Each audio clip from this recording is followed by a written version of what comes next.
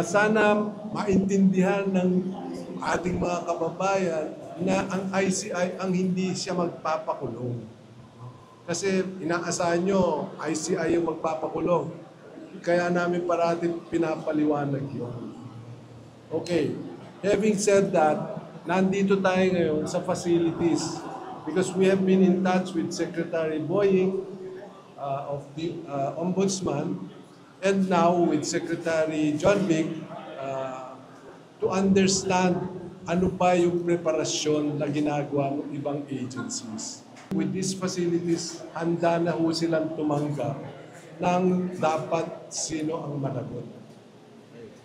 Now, as mentioned, itong facility nito, nakita nyo naman na isang cell has 10 beds. Kung ang sinasabi ni Secretary John Vic, they have 180 cells. 108. Oh, so times 10, so that's more than 1,000. So, nakita nyo naman, it's well ventilated, may ilaw, stable. Still members pa nga yung I-beams na ginamit dito. So, I think medyo hindi namang dapat sobrang komportable. But it is very decent.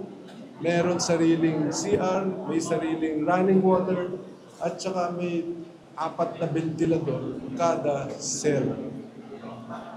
So I think as far as I'm concerned, as an engineer, it's a very decent facility.